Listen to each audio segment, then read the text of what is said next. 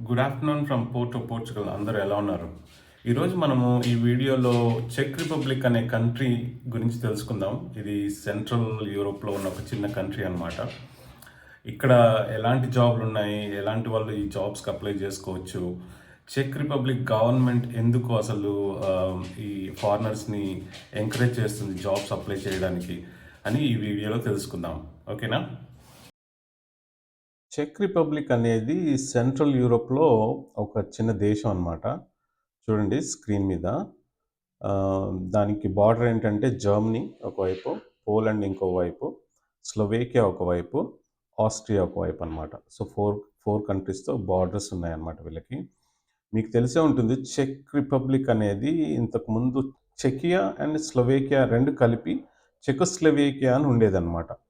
So, దాన్ని కొన్ని సంవత్సరాల క్రితము విడదీసి చెకియా అని అదే చెక్ రిపబ్లిక్ అని ఒక కంట్రీ, స్లోవేకియా అని ఒక కంట్రీగా సెపరేట్ చేశారనమాట. సో, ఆహ్, చెక్ చెకియాకి ఇప్పుడు క్యాపిటల్ ఏంటంటే ప్రాగ్. ప్రాగ్ అనేది క్యాపిటల్ సిటీ అనమాట. వాళ్ళ అఫీషియల్ లాంగ్వేజ్ వచ్చేసి చెక్. కానీ ఇంగ్లీష్ కూడా చాలామంది మాట్లాడతారక్కడ. పాపులేషన్ వచ్చేసి 10 మిలియన్స్ ఆల్మోస్ట్. అంటే ఇంకా 1 క్రోర్ అనుకోవచ్చు. ఇంకా వాళ్ళ కరెన్సీ వచ్చేసి ఆహ్, కొరూనా అంటారు. చెక్ కొరూనా అంటారు. దాన్నే క్రౌన్ గూడా అంటారనమాట. సో, నేను చెక్ చేశా. ఓకే. ఒక యూరోకి ఎన్ని కరోనాలొస్తాయి అంటే, ఒక 1 యూరోకి 25 కరోనాస్ వస్తాయన్నమాట ఆల్మోస్ట్. ఇంకా వాళ్ళ మినిమమ్ సాలరీస్, యావరేజ్ సాలరీస్ ఏంటంటే, minimum salary according to the government అక్కడ 750 యూరోస్. అది మినిమమ్ వేజెస్ అనమాట. ఇంకా యావరేజ్ సాలరీకొస్తే, యావరేజ్ సాలరీ నార్మల్‌గా ఏ జాబ్ చేసుకున్నా గానీ ఒక 1500-1600 వరకు వస్తాయన్నమాట. ఓకే. సో, మరి ఏంటి చెక్ రిపబ్లిక్‌లో ఏంటి స్పెషాలిటీ? ఎందుకు వెళ్ళాలి అనుకుంటే, చెక్ గవర్నమెంట్ ఆహ్, వాళ్ళు ఫారినర్స్‌ని చాలామందిని ఎంకరేజ్ చేస్తున్నారు. నేను చూపెడతాను వాళ్ళ గవర్నమెంట్ సైట్‌లో. వాళ్ళే ప్రత్యేకంగా ఫారినర్స్‌ని ఎంకరేజ్ చేస్తారనమాట. ఎందుకంటే జాబ్స్ ఎక్కువైపోయాయి అక్కడ. పని చేసేవాళ్ళు చాలా తక్కువైపోయారనమాట. సో, అది ఒక మంచి అడ్వాంటేజ్ మనకి. ఇంకా మిగతాయి చూసుకుంటే మామూలే. మనం ఫ్యామిలీని తీసుకెళ్ళొచ్చు. వీసా వచ్చిన తర్వాత ఫ్యామిలీని తీసుకెళ్ళొచ్చు. ఆహ్, హెగ్ హెల్త్ కేర్, ఎడ్యుకేషన్ చాలా బావుంటదక్కడ. అది కూడా ఫ్రీయే. అందులో చెక్ రిపబ్లిక్ పీపుల్ చాలా వెల్కమింగ్ అనమాట. చాలా వెల్కమింగ్ టువర్డ్స్ ఫారినర్స్. అంటే ఫారినర్స్‌ని చాలా బాగా చూసుకుంటారనమాట వాళ్ళు. అలాగే చెక్ రిపబ్లిక్ షాంగన్ జోన్‌లో ఒక పార్ట్ గనక ఆహ్, మనకి 29 కంట్రీస్‌కి యాక్సెస్ ఉంటది. ప్లస్ 5 ఇయర్స్ అయిపోయిన తర్వాత మనకి పీఆర్ వచ్చిన తర్వాత లేదా సిటిజన్‌షిప్ వచ్చిన తర్వాత మనకి ఈ 29 కంట్రీస్‌లో మనం ఎక్కడైనా వితౌట్ ఎనీ పర్మిషన్ మనం జాబ్ చేసుకోవచ్చు. లేదా బిజినెస్ కూడా చేసుకోవచ్చనమాట. అది అడ్వాంటేజెస్. ఇంకా డిసడ్వాంటేజెస్‌కొస్తే మీకు తెలిసిందే సెంట్రల్ యూరోప్ గదా! సెంట్రల్ యూరోప్ అంటే కొంచెం చల్లగా ఉంటది. సో, అది మనకి డిసడ్వాంటేజ్ అనమాట. కాకపోతే మనం ఇంట్లో ఉన్నా, ఆఫీస్‌లో ఉన్నా, మనం మన వర్క్ ప్లేస్‌లో ఉన్నా, ఎక్కడున్నా గానీ హీటర్స్ ఉంటాయి. సో, ఓన్లీ బయట మనం అలా రోడ్డు మీదకెళ్ళినప్పుడు మాత్రం చలుంటది. మిగతా ప్లేసెస్‌లో బస్సులో, ట్రైన్‌లో కార్‌లో ఎక్కడ చూసినా గానీ హీటర్స్ ఉంటాయి. సో, అదేం ప్రాబ్లమ్ ఉండదు మనకి. కోల్డ్ కంట్రీస్‌లో ఏ కోల్డ్ కంట్రీకెళ్ళినా గానీ అది స్టాండర్డ్ అనమాట. ఓకేనా? సో, జాబ్స్ చూద్దాం ఇప్పుడు. జాబ్స్ ఏమేమి ఉన్నాయని సైట్‌లో. ఇది వాళ్ళ గవర్నమెంట్ సైట్ అనమాట. మీరిక్కడ చూసుకోవచ్చు. Ministry of internal affairs and communications, labour office of the చెక్ రిపబ్లిక్. సో, ఇది గవర్నమెంట్ సైట్ అనమాట వాళ్ళది. సో, వీళ్ళేమంటున్నారంటే ఇక్కడ జాబ్స్ ఫర్ ఫారినర్స్ ఇక్కడ చూడండి. EU, EEA and Swiss citizens. ఇది మనకు కాదు. ఓకే. ఇది మనకు కాదు. ఇంకొకటి వేకెన్సీస్ ఫర్ ఫారినర్స్. ఫారినర్స్ అంటే non EU citizens. Non EU citizens అంటే ఎవరైతే యూరోప్‌లో సిటిజన్స్ కాదో వాళ్ళకి మాత్రమే. సో, మనం దాంట్లోకొస్తాం ఆ కేటగరీలోకి. Can search for the job offers in చెక్ రిపబ్లిక్ వేకెన్సీ డేటాబేస్. సో, ఇది డేటాబేస్ అనమాట. నేను ఆల్రెడీ క్లిక్ చేశాను. దాన్ని చూపెడతాను. The database includes information from all employment offices in Czech Republic. So, మొత్తం చెక్ రిపబ్లిక్‌లో ఎన్ని ఎంప్లాయ్‌మెంట్ ఆఫీసెస్ ఉన్నాయో ఆ డేటాబేస్ అంతా ఇక్కడ ఈ సైట్‌లో ఉంటదనమాట. This search setup automatically displays job offers that are suitable for foreigners. ఓకేనా? సో, వాళ్ళు క్లియర్‌గా మెన్షన్ చేస్తున్నారు. ఓన్లీ సూటబుల్ ఫర్ ఫారినర్స్ మీరు అప్లై చేసుకోవచ్చు అని. ఇప్పుడు గవర్నమెంటే చెప్పిందనుకో అప్లై చేసుకోండి. మధ్యలో ఇంకా ప్రాబ్లమ్స్ ఏముండవు కదా మనకి. స్ట్రెయిట్ ఫార్వర్డ్‌గా చాలా మంచి ఆపర్చునిటీ అనమాట. Where the employer is authorised and is willing to employ the foreigners. As long as మనకి ఎంప్లాయర్ జాబ్ ఆఫర్ ఇస్తే మనకి వీసా మాత్రం వచ్చే ఛాన్సెస్ చాలా బాగుంటాయి. Okay. Foreigner seeking job in చెక్ రిపబ్లిక్. సో, నేను డేటాబేస్ క్లిక్ చేశాను. సో, ఇక్కడ చూసుకుంటే ఆహ్, ఇక్కడ చూసుకోవచ్చు ఆల్మోస్ట్ 2,00,000 జాబ్స్ ఉన్నాయి. అంటే ఇవన్నీ పాతవి అన్ని జాబ్స్ పాతవి కూడా ఉంటాయి దీంట్లో. సో, మనం ఏం చేద్దామంటే ఓన్లీ లాస్ట్ మంత్‌లో ఉన్నయి చూసుకుందాము. లాస్ట్ మంత్‌లో ఇక్కడ చూడండి. నేను ఇది చెక్ చేశాను. ఫర్ ద ఫారినర్స్ ఓన్లీ అని క్లిక్ చేశాననమాట. ఇక్కడ మనం ఓన్లీ 30 డేస్ పెట్టుకుందాము. 30 డేస్ లాస్ట్ 1 మంత్‌లో ఎన్ని జాబ్స్ ఉన్నాయో చూసుకుందాము. ఇంగో లాస్ట్ 1 మంత్‌లో మనకి 42,000 జాబ్స్ పోస్ట్ చేశారు వాళ్ళు. ఓకేనా? సో, చూసుకోండి. దీంట్లో అన్ని చాలా జాబ్స్ ఉన్నాయి. అసలు నేనైతే ఈ వెబ్‌సైట్ చూసి చాలా అమేజింగ్ అనమాట. ఇన్ని జాబ్స్ ఉన్నాయి. ప్లస్ అన్ని లో skill jobs, high skill jobs మొత్తం అంతా అన్నీ కలిపి ఉన్నాయి దీంట్లో. బావుంది. చాలా బావుంది. చాలా సూపర్ అనిపించింది నాకైతే. ప్లస్ డేట్స్ కూడా చూసా. వెబ్‌సైట్ కూడా చాలా సింపుల్‌గా ఉంది. చూడండి, ఇది నిన్న పోస్ట్ చేశారు. 3 ఏప్రిల్ 2024లో పోస్ట్ చేశారు. అసిస్టెంట్ కుక్ కావాలంట. సాలరీ ఎంత అంటే ఆల్మోస్ట్ 20,000 సీజెడ్‌కే. ఆల్మోస్ట్ 20,000 అంటే మనం ఇక్కడ చూసుకుంటే ఇక్కడ 20,000 ఇద్దాం. సో, ఆల్మోస్ట్ 800 యూరోస్ అనమాట. సో, 800 యూరోస్ సాలరీ అసిస్టెంట్ కుక్‌కి. ఓకే. సో, అలా మనం చూసుకుంటే జాబ్స్ చూడండి. ఇక్కడ డేట్స్ కూడా చూడండి. ఎప్పుడు పోస్ట్ చేశారో డేట్స్ చూడండి. వెల్డర్సు, బ్రిక్ లేయర్స్ అంటే తాపి పని చేసేవాళ్ళు, cleaners in the kitchen, helpers in the kitchen, food production workers, assembly workers, okay, process technologies, sellers in the stores, అన్నీ లో స్కిల్ జాబ్స్ అనమాట. Food production workers. సో, చాలా ఉన్నాయి. మీరు చూసుకోండి.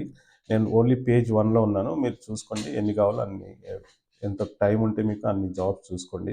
సో, మనం ఒక జాబ్ చూసుకొని అసలు ఏముంది ఈ జాబ్‌లో అని ఏం డీటెయిల్స్ అడుగుతున్నారు వాళ్ళు మనం కనుక్కుందాము. అసిస్టెంట్ కుక్ తీసుకుందాము.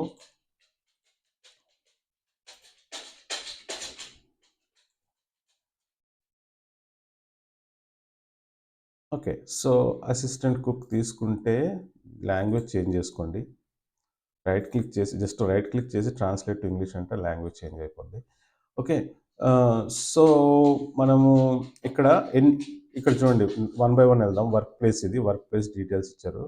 ప్రొఫెషన్ అకార్డింగ్ టు వాళ్ళ స్టాండర్డ్స్ అనమాట. ప్రతి ఒక్క ఆహ్, ప్రొఫెషన్‌కి ఒక కోడ్ కేటగరైజ్ చేశారనమాట వాళ్ళు. ఓకే. సో, దాంతో మనకు పని లేదు. Okay.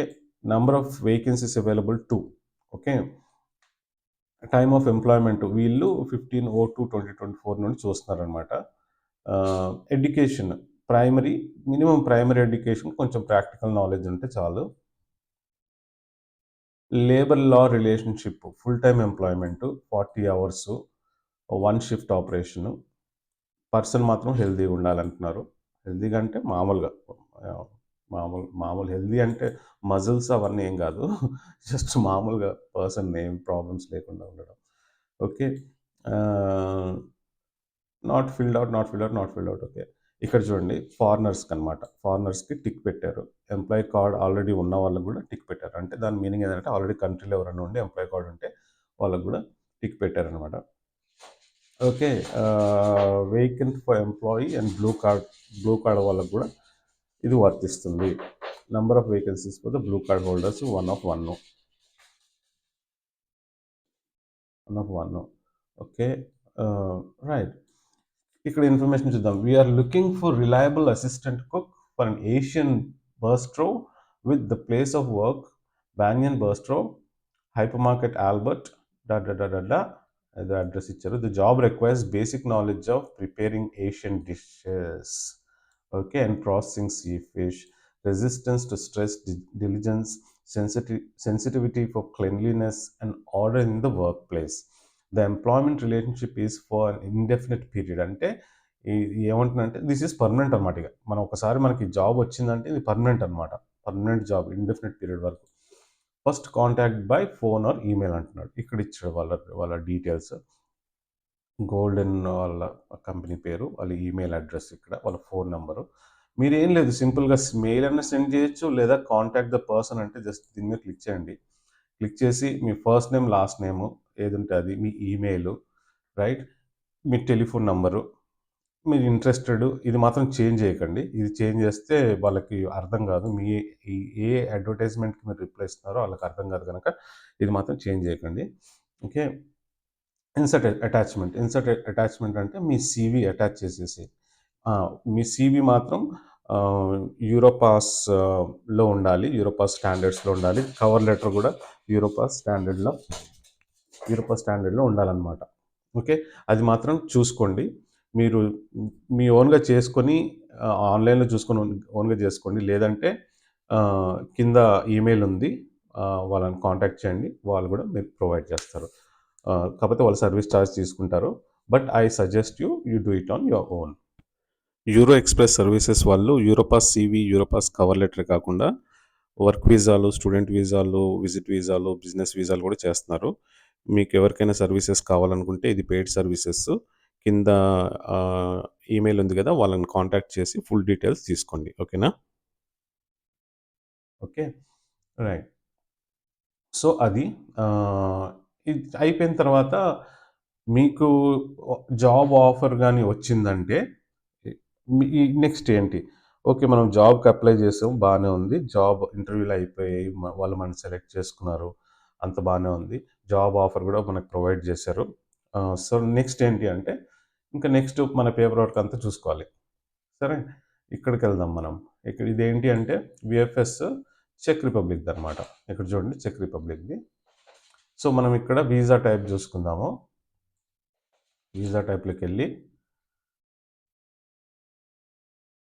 Long term visa select చేసుకోండి. షార్ట్ టర్మ్ సెలెక్ట్ చేసుకోకండి. ఫర్ ఇండియా ఇవన్నీ short term visas. So, long term visa select చేసుకోండి. ఓకే.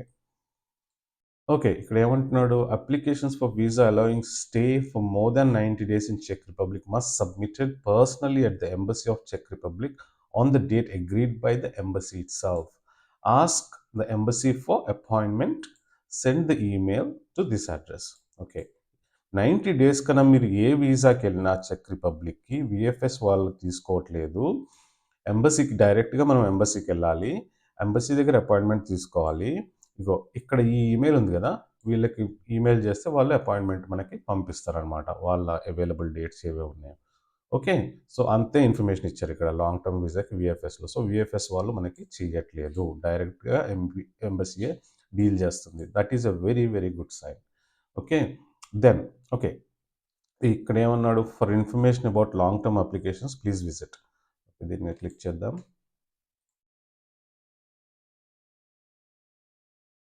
ఓకే. సో ఇది వాళ్ళ గవర్నమెంట్ సైట్ అనమాట. ఎంబసీ వాళ్ళది government site. So long term visa మనది కదా! లాంగ్ టర్మ్ వీసా మీద క్లిక్ చేద్దాము. రైట్. క్లిక్ చేసిన తర్వాత ఫస్ట్ ఏమంటున్నాడు? Find a consulate where you will lodge your application. Right. ఇక్కడ క్లిక్ చేసుకుంటే మన నియరెస్ట్ కౌన్సిలేట్ ఏదుందో దానికి మనం సెలెక్ట్ చేసుకోవాలా. Schedule and appointment. ఆ కౌన్సిలేట్‌కి వెళ్ళి మనం అపాయింట్మెంట్ షెడ్యూల్ చేసుకోవాలా. Applications are lodged in person. So మీరు పర్సనల్‌గా వెళ్ళాలా. An interview is held. Finger prints are collected. So మీకు ఇంటర్వ్యూ ఉంటుంది. నార్మల్ ఇంటర్వ్యూ ప్లస్ మీ ఫింగర్ ప్రింట్స్ కూడా తీసుకుంటారనమాట. చిల్డ్రన్ యంగర్ దాన్ టు ఇది సర్లే మనం చిల్డ్రన్ వరకు వెళ్ళక్కర్లేదు. ఇప్పుడు ప్రస్తుతం మనకు job important. Lodge the application presenting the following requirements. మీ పాస్‌పోర్ట్ కావాలా, మీ అప్లికేషన్ ఫార్మ్ కావాలి. ఇక్కడ అప్లికేషన్ ఫార్మ్ డీటెయిల్స్ ఉంటాయి. ఫోటోస్ కావాలా, biometric data, supporting documents. Supporting documents అంటే purpose of stay. Most importantly purpose of stay. Ah, మనకి education మీద వెళ్తే ఎడ్యుకేషను, లేదా వర్క్ మీద వెళ్తే వర్క్ కాంట్రాక్ట్, ఎంప్లాయ్‌మెంట్ కాంట్రాక్ట్ కానీ, లేదా ఎడ్యుకేషన్ మీద వెళ్తే ఎడ్యుకేషన్ ఇన్‌స్టిట్యూషన్ నుండి I-20 గానీ, మనకి ప్రస్తుతం అవి ఇంపార్టెంట్. మిగతాయి నేను చదవట్లేదు ఎక్కువ. ఓకే. దెన్ మనకి అకామిడేషన్ గావాలి. అకామిడేషన్ మీరు బుక్ చేసుకోవాలి. ఓకే. మీకు జాబ్ వచ్చింది అంటే మీరు అకామిడేషను బుకింగ్ డాట్ కామ్ ఉంటుంది. బుకింగ్ డాట్ కామ్‌లో మీరు ఫ్రీగా అకామిడేషన్ బుక్ జేసుకోవచ్చు. మీరు డబ్బులు కట్టాల్సిన అవసరం ఏం లేదు. అకామిడేషన్ ఫ్రీగా జస్ట్ అట్లా నామకా వేసి బుక్ చేసేసుకొని మీరు అది తీసుకెళ్ళొచ్చనమాట. అది యాక్సెప్ట్ చేస్తారు వాళ్ళు. ఓకే. ఫైనాన్షియల్ మీన్స్ అంటే మీరు మినిమమ్ మీ మీ దగ్గర ఒక 2, 3 మంత్స్ సర్వైవ్ అయ్యేటట్టు డబ్బులున్నాయని చూపెట్టుకుంటే చాలు వాళ్ళకి. ఒక 2000 3,000 మీకెంతుంటే అంత యూరోస్, రూపీస్ కాదు, యూరోస్ 2, 3,000 యూరోస్ ఉంటే మంచిది ఎప్పుడైనా గానీ. సో, వాళ్ళకి కాన్ఫిడెన్స్ వస్తదనమాట. ఓకే. ఇతనికి సర్వైవబుల్ కెపాసిటీ ఉంది అని ఒక ఒక థాట్ వస్తది వాళ్ళకి. ఓకే. ఇది పేరెంటల్ కన్సెంట్ ఫర్ చిల్డ్రన్ ట్రావెల్‌లో ఇది మనకనవసరము. So, criminal records extract. So, మీకు పీసీసీ గావాలా? పీసీసీ డాక్యుమెంట్ గావాలా? తర్వాత ఇక్కడ ఫీ డీటెయిల్స్ ఉంటాయి. ఫీ డీటెయిల్స్ ఎంత?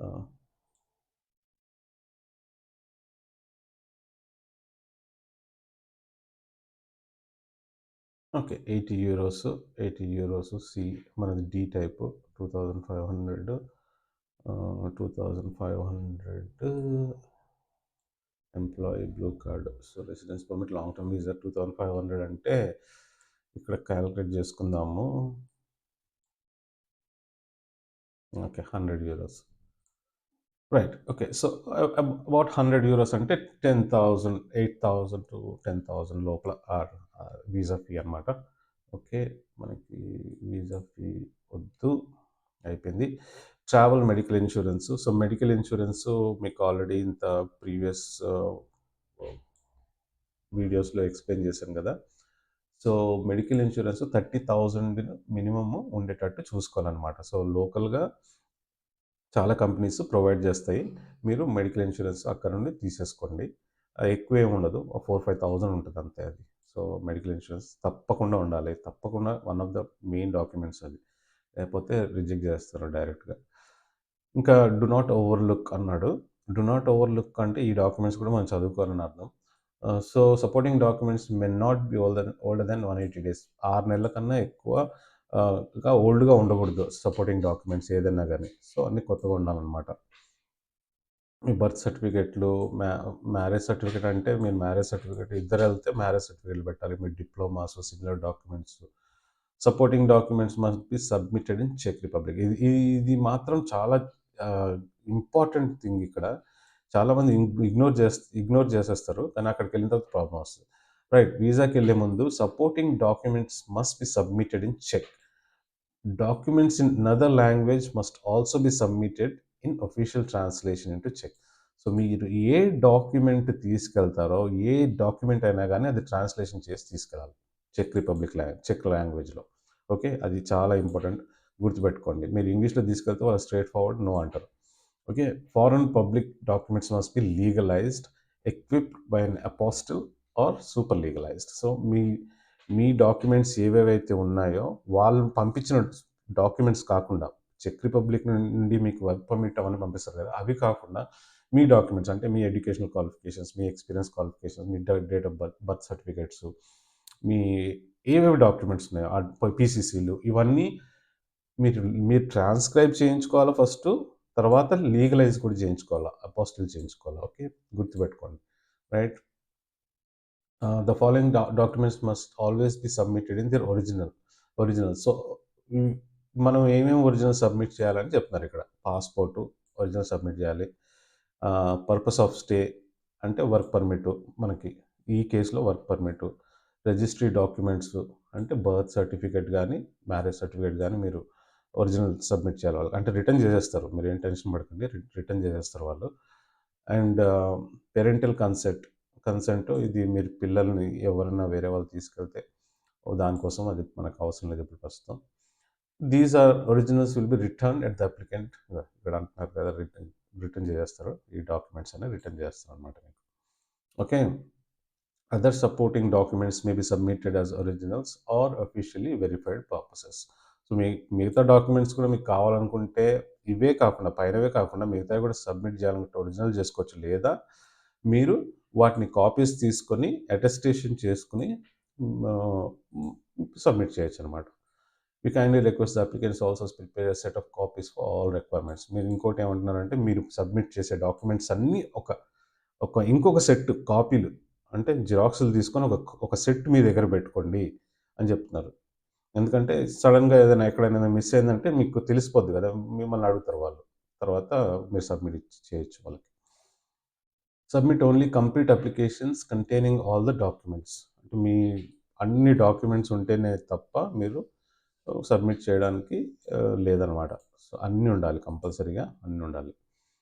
Await the decision. ఒకసారి మీరు సబ్మిట్ చేసిన తర్వాత, మీ ఫింగర్ ప్రింట్స్ తీసుకున్న తర్వాత, బయోమెట్రిక్స్ అయిపోయిన తర్వాత, మీ ఇంటర్వ్యూ అయిపోయిన తర్వాత డెసిషన్ కోసం వెయిట్ చేయమంటున్నారు. The legal processing time for long term visa applications is 90 days. 90 days అని చెప్తున్నారు. With the purpose of study it is 60 days. స్టూడెంట్స్‌కి అయితే 60. The legal processing time can be extend up to 120 days. అంటే 4 నెలలు. 4 నెలలు visa processing అనమాట. So, మీరు submit చేసిన తర్వాత అది 90 డేస్ నుండి 120 డేస్ లోపల ఎప్పుడన్నా రావచ్చు. అంతకు ముందు కూడా రావచ్చు. బట్ వాళ్ళు మాక్సిమం టైమ్ పీరియడ్ 120 డేస్ ఇస్తున్నారనమాట. తర్వాత medical travel insurance when visa is approved. Travel medical insurance, ఇంకా మనం ట్రావెల్ మెడికల్ ఇన్సూరెన్స్ అవన్నీ చూసుకోవాలి. మనం ఆల్రెడీ పైన డిస్కస్ చేసుకున్నాం కదా. తర్వాత మీ పికప్ యువర్ వీసా. ఒకసారి వీసా అప్రూవ్ అయిపోతే వీసా పికప్ చేసుకోవడం, ఇంకా ట్రావెల్ చేయడం, అంతే. అదనమాట ద ఎంటైర్ ప్రాసెస్. మనం ఎక్కడి నుండి ఎక్కడి వరకు చూసాం. మనం అసలు చెక్ రిపబ్లిక్ అంటే ఎక్కడుంది? దాని పుట్టుపూర్వోత్తరాలేంటి? అక్కడి నుండి జాబ్స్ ఎలా వెతుక్కోవాలి? జాబ్స్ ఎలా అప్లై చేసుకోవాలి? హ్మ్. అని చూసుకున్నాము. దానికి కావాల్సిన ఆహ్, వి ఆహ్, జాబ్స్ అప్లై చేసుకోవడానికి కావాల్సిన సీవీ ఎలా ఉండాలి? యూరోపాస్ స్టాండర్డ్స్‌లో ఉండాలి. ప్లస్ కవర్ లెటర్ కూడా యూరోపాస్ స్టాండర్డ్స్‌లో ఉండాలి. అది డెఫినిట్‌గా గుర్తుపెట్టుకోండి. తర్వాత జాబ్స్‌కెళ్ళి జాబ్స్ చూసుకున్నాము. సాలరీస్ ఎలా ఉండేయో చూసుకున్నాము. లాస్ట్ 30 డేస్‌లో ఎన్ని జాబ్స్ ఉన్నాయో చూసుకున్నాము. ఓకే. ఎలా అప్లై చేసుకోవాలని చూసుకున్నాము. సో, మర్చిపోకుండా మళ్ళీ ఇంకోసారి చెప్తున్నాను. ఇది ఈ టెక్స్ట్ మాత్రం మీరు దీన్ని ఏం ముట్టుకోకండి. ఉన్నదున్న టెక్స్ట్‌ని పంపించేయండి. ఓకే. సో, తర్వాత ఇంకా వీసా టైప్సు, వీసా ఇన్ఫర్మేషన్, వీసాకి కావాల్సిన డాక్యుమెంట్సు, ఎక్కడ అప్లై చేసుకోవాలి? వీఎఫ్ఎస్‌లో కాదు, ఎంబసీలో అప్లై చేసుకోవాలి. ఇక్కడ డీటెయిల్స్ ఉన్నాయి. ఇంకా డాక్యుమెంటేషను వాటిని ఎలా మళ్ళీ ట్రాన్స్‌లేట్ జేసుకోవాలి, అపోస్టైల్ జేసుకోవాలి, సబ్మిట్ జేసుకోవాలి. వీసా వచ్చిన తర్వాత బయలుదేరాలి. ఓకే. సో, ఈ వీడియో ఇంతటితో ముగిద్దాం ఇంకా. ఈ వీడియో మీకు నచ్చిందని అనుకుంటున్నాను. చాలా క్లియర్‌గా ఎక్స్‌ప్లెయిన్ చేశాను గనక ఆహ్, మీరు మీకు చాలా ఉపయోగపడుతుందని అనుకుంటున్నాను. సో, ఈ వీడియో నచ్చినట్టయితే లైక్ చేయండి, షేర్ చేయండి, సబ్స్క్రైబ్ చేసుకునే వాళ్ళు సబ్స్క్రైబ్ చేసుకోండి. పక్కనున్న గంట ఐకాన్‌ని గట్టిగా నొక్కేయండి. మళ్ళీ వచ్చే వీడియోలో కలుద్దాం. అప్పటి వరకు సెలవు. Thanks for watching. Bye from Porto.